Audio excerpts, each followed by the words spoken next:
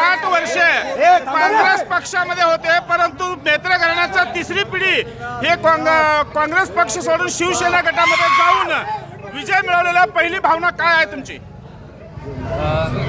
भावना काही सांगता येत नाही, पण जसं आम्ही सांगितलेलं अचूक प्लॅनिंग व जास्तीत जास्त जे मोठे साहेब स्वर्गीय सातलिंगप्पा म्हेत्रे साहेब असतील, आमचे बाबा माजी मंत्री सिद्धाराम म्हेत्रे साहेब असतील व आमचे वडील शंकर मालक असतील, या तिघांच्या अचूक प्लॅनिंगमुळे व आमची आई वैशाली म्हेत्रे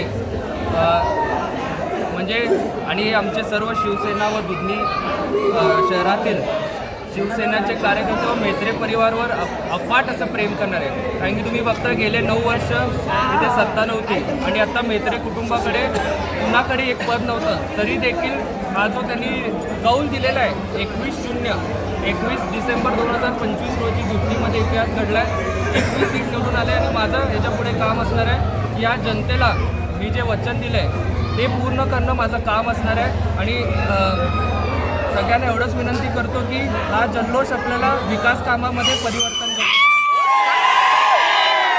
तुमची कार्यकर्ता म्हणून शिवसेनेमध्ये पहिल्यांदाच एवढं मोठं यश मिळालेलं आहे.